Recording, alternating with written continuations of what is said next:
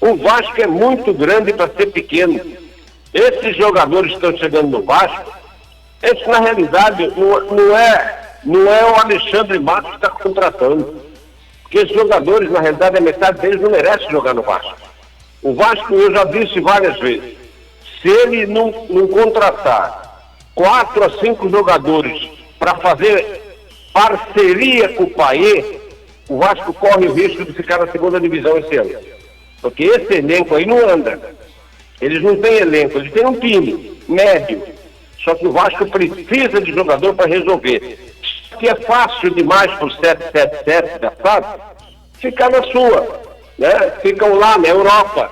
Mas não sabe o sofrimento do torcedor aqui, a gozação que é no Brasil, né? O torcedor que às vezes não tem nem o que comer, vai no estádio, tá? Apoiar o time quando o time mais precisa. Mas você tem que ter jogador também, senão o torcedor passa a sofrer. O que o Alexandre Matos fez, por isso que a turma está com raiva dele mandar ele embora, é que ele pediu contratações de peso.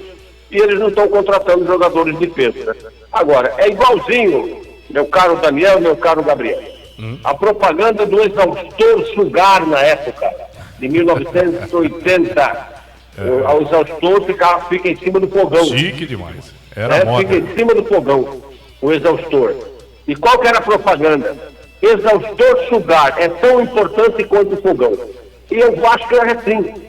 Esse Alexandre Matos, ele precisa de grandes jogadores porque são tão importantes quanto para o Vasco da Gama. É verdade. Na minha opinião, foi equivocado, mas o Vasco usou dele alguém para colocar a culpa, né, pelo fracasso no Campeonato Carioca, e usou dele alguém para colocar a culpa, tipo assim, a culpa é do Alexandre Matos, entendeu? É o Alexandre Matos quem não fez um bom trabalho, só que você esquece o currículo que tem esse jogador, esse empresário, esse dirigente. Você esquece, desculpa interromper, você esquece os jogadores que ele pediu para contratar, que ele não contrataram ninguém. Sim. Não contrataram. Não adianta você colocar o Guardiola no Vasco. Ô, Adnan, deixa eu te fazer uma pergunta. Tá, Pergunta nós pro Daniel também. O que você acha? Estamos no que você acha. Só uma pergunta e é aberto aqui. Nós estamos falando do Vasco da Gama. O Vasco da Gama, de acordo com a mídia oficial, com o próprio clube do Vasco da Gama e a SAF, ele investiu nessa temporada, ele está entre os 5 clubes que mais investiram no elenco nesta temporada. E nós vemos ali dos últimos investimentos, e eu acredito que o Payet nem está nessa lista, porque foi uma contratação do ano passado, nós não vemos nenhum nome, aliás, de conhecimento do futebol. Seria mais ou menos como o trabalho Red Bull Bragantino, porém pagando uma grana, uma baba alta aí para esses jogadores. Ô, Adnan, você não acredita que possa, supostamente, hipoteticamente, haver um equívoco nessas prestações de contas aí, que alguém esteja levando vantagem? Porque eu não sei, eu não consigo enxergar mais de 100 milhões de investimentos. O Flamengo contratou o De La Cruz, que você pode tirar 5 jogadores do time do Vasco e deixar só o De La Cruz, que ele pela qualidade técnica desses 5 que o Vasco tenha contratado aí, coloca um De La Cruz e 7 fraldinhas ali que o time vai render melhor, não é?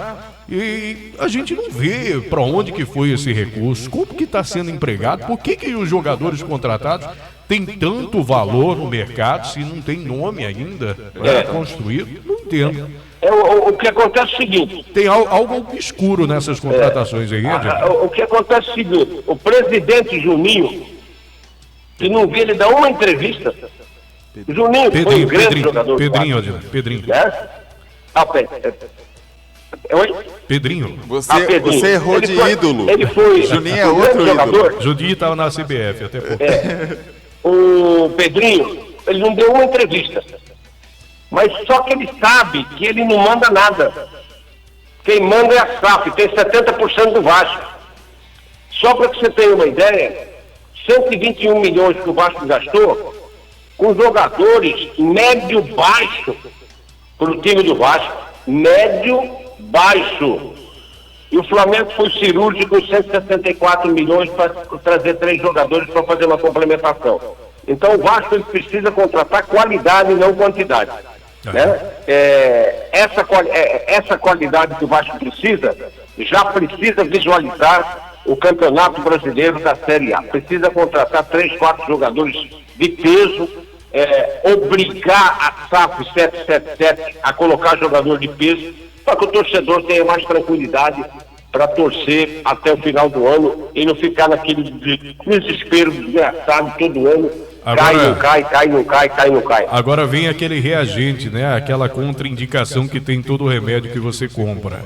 Você vai obrigar quem? Porque a SAF não tem patrão. O torcedor, ele tem que assistir e torcer para que eles entendam o mesmo que ele está entendendo, né, Adnan? Porque se não quiser fazer, igual o Botafogo ano passado.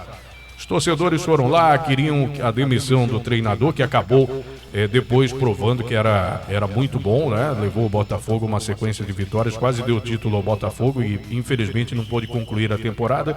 Mas os torcedores foram lá, manifestaram, tentaram quebrar portão, pichação em muro, chamaram um camburão, deram um pau nos torcedores e falaram: aqui tem dono, aqui vocês não fazem algazarra, não. Exatamente. A SAF é mais ou menos assim, ninguém manda na SAF, né? Mas a SAF precisa contratar jogadores de peso para aguentar o Campeonato Brasileiro. Com certeza, sem porque dúvida. O Vasco está em 2 competições. Sem dúvida. Está na Copa do Brasil e está no Campeonato Brasileiro. Sim. Ele não disputa Libertadores, não disputa Sul-Americana. Então dá para ajeitar o time para participar e para não ficar nesse sofrimento aí. É verdade. O importante é dizer que a SAF do Botafogo, a SAF do Vasco da Gama, ou qualquer que seja a SAF que tem no Brasil, o que o Pedrinho está esperando é que a Leila assuma o Vasco. Ô, Pedrinho, passa a regra e fecha a conta, meu filho. É difícil, hein? O Adnan e Daniel, só para fechar minha parte aqui, que nós já precisamos encerrar o Fique de Olho no Apito.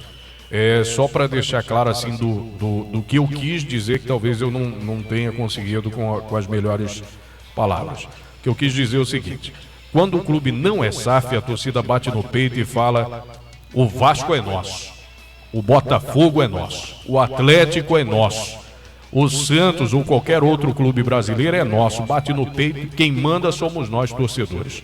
A partir do momento que há uma transação comercial, como aconteceu, pioneiro foi o Cruzeiro, né? Quem bate no peito e fala: o Cruzeiro é nosso, é a SAF. Quem fala hoje: o Vasco da Gama é nosso, é a 777. É isso que não pode, a gente não pode deixar.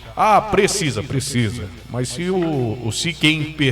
a quem pertence não tem esse interesse, fica só no desejo de que tenham esse entendimento. É isso que eu quis dizer. Não, você tem razão, Gabriel, mas a SAF precisa de dinheiro. É uma empresa.